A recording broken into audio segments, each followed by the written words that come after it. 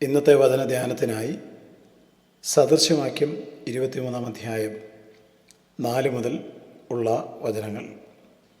ധനവാൻ ആകേണ്ടതിന് പണിപ്പെടരുത്, അതിനായുള്ള ബുദ്ധി വിട്ടുകളയുക. നിന്റെ ദൃഷ്ടി ധനത്തിന്മേൽ പതിക്കുന്നത് എന്തിന്? അത് ഇല്ലാതെ ആയിപ്പോകുമല്ലോ.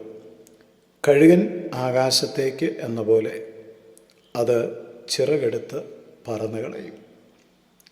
മനുഷ്യൻ്റെ ജീവിതം, ആ ജീവിതത്തിൻ്റെ നല്ലൊരു പങ്കും അവൻ ചെലവഴിക്കുന്നത് ധനം സമ്പാദിക്കാൻ വേണ്ടിയാണ്. പുലർച്ചെ മുതൽ രാത്രി വരെ അവൻ്റെ ചിന്ത, അല്ലെങ്കിൽ അവൻ്റെ ചിന്തകളെ നിയന്ത്രിക്കുന്നത് എങ്ങനെ അല്പം കൂടെ ധനം സമ്പാദിക്കാം എന്ന ചോദ്യമാണ്. മനുഷ്യൻ ചിന്തിക്കുന്നത് ജീവിതത്തിൻ്റെ സന്തോഷവും സമാധാനവും സുഖവും എല്ലാം ധനം നൽകും എന്നാണ്.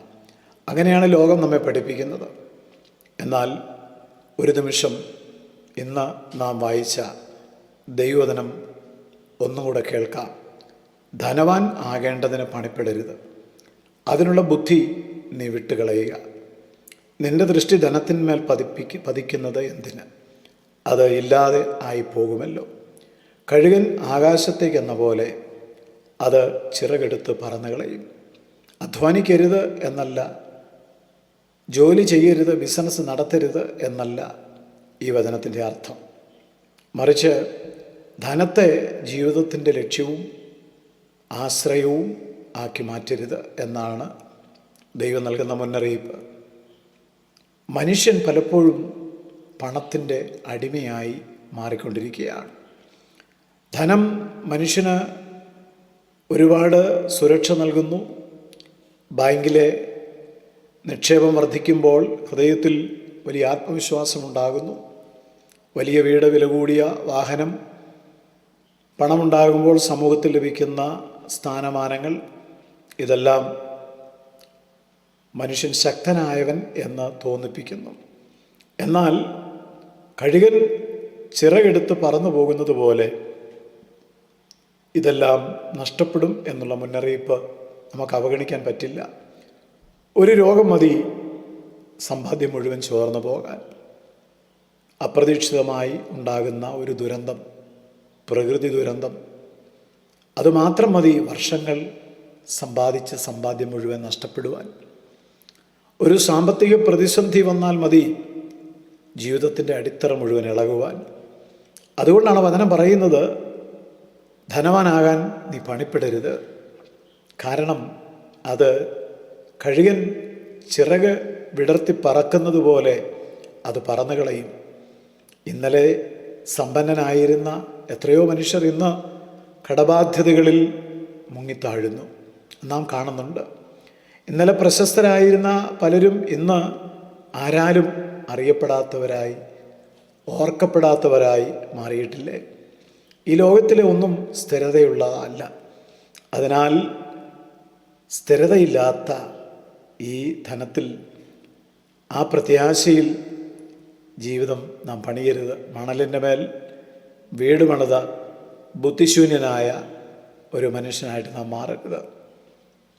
ധനം സമ്പാദിക്കാനുള്ള തത്രപ്പാടിൽ മനുഷ്യൻ്റെ വിലപ്പെട്ടത് പലതും അവൻ നഷ്ടപ്പെടുത്തുകയാണ്. കുടുംബത്തോടുള്ള അവൻ്റെ സ്നേഹം നഷ്ടപ്പെടുന്നു, മനസ്സമാധാനം ഇല്ലാതാകുന്നു, ആരോഗ്യം തകരുന്നു, ആത്മീക ജീവിതം ക്ഷയിക്കുന്നു.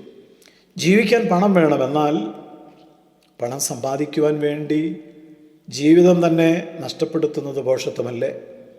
കുട്ടികളെ ശ്രദ്ധിക്കാൻ സമയമില്ല, അവരുടെ ആത്മീക കാര്യങ്ങളിൽ ശ്രദ്ധിക്കാൻ സമയമില്ല, കുടുംബവുമായിട്ട് വർത്തമാനം പറയുവാൻ സമയമില്ല, പ്രാർത്ഥിക്കുവാൻ, കുടുംബ പ്രാർത്ഥനയ്ക്ക് പോലും ദൈവസന്നിധിയിൽ നിൽപ്പാൻ, പണമുണ്ടാക്കുവാനുള്ള തിരക്കുകൾക്ക് നടുവിൽ പലർക്കും സമയമില്ല.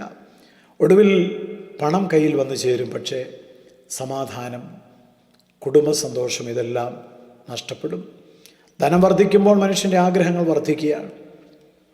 ചെറിയ വീട്ടിൽ സന്തോഷത്തോടെ സംതൃപ്തിയോടെ ജീവിച്ച ആളുകൾ സമ്പത്ത് വർദ്ധിച്ചപ്പോൾ വലിയ വീട് പണിതു. പക്ഷേ സമാധാനം അത് പലർക്കും മരീചിക പോലെയാകും. ധനം ഒരു ശാപമല്ല, അത് ഒരനുഗ്രഹം തന്നെയാണ്. പക്ഷേ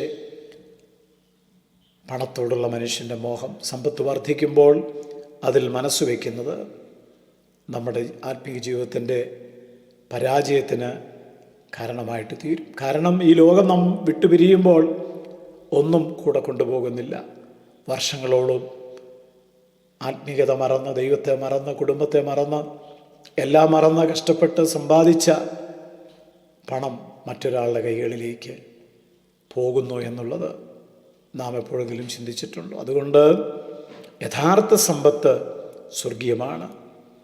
നശിക്കാത്ത സമ്പത്തിനായിട്ട് നാം ജീവിക്കണം. പാവപ്പെട്ടവൻ്റെ, വിശപ്പ് അനുഭവിക്കുന്നവൻ്റെ, ഒരു ദരിദ്രൻ്റെ ജീവിതത്തിൽ ഒരു ആശ്വാസമായിട്ട് മാറുവാൻ നമുക്ക് കഴിയണം. അതുകൊണ്ട് സംതൃപ്തിയോടെ ജീവിക്കുവാൻ നമുക്കെല്ലാവർക്കും ദൈവസന്നിധിയിൽ പ്രാർത്ഥിക്കാം. ചെറിയ വീട്ടിൽ സ്നേഹത്തോടെ സമാധാനത്തോടെ ജീവിക്കുന്നതാണ് വലിയ വീട്ടിൽ സമാധാനമില്ലാതെ കലഹിച്ച് ജീവിക്കുന്നതിനേക്കാൾ നല്ലത്. അതുകൊണ്ട് ധനത്തെ നാം പിന്തുടരുത്. ധനം, സമ്പത്ത് ഉണ്ടാക്കുവാൻ പണിപ്പെടരുത്. നമുക്ക് കർത്താവിന് വേണ്ടി ജീവിക്കാം. ദൈവഹിതം നമ്മുടെ ജീവിതത്തിൽ സംഭവിക്കട്ടെ. ദൈവമേ, അങ്ങയുടെ നല്ല വചനങ്ങൾക്കായി സ്തോത്രം. മനസ്സമാധാനം നഷ്ടപ്പെട്ട് സമ്പത്തുണ്ടാക്കുവാനുള്ള തത്രപ്പാടിൽ വചനം ആരെങ്കിലും കേൾക്കുന്നുവെങ്കിൽ ദൈവം അവരോട് സംസാരിക്കണം. യേശുവിൻ നാമത്തിൽ തന്നെ, ആമേൻ. നിത്യജീവമൊഴികൾ നിന്നിലുണ്ട് പരനെ, നിന്നെ വിട്ടിട്ടാടിയങ്ങളെങ്ങു പോയി വസിക്കും, നിന്നെ വിട്ടിട്ടാടിയങ്ങളെങ്ങു പോയി വസിക്കും. നീയല്ലോ ഞങ്ങൾക്കുള്ള ദിവ്യ സമ്പത്തേശുവേ.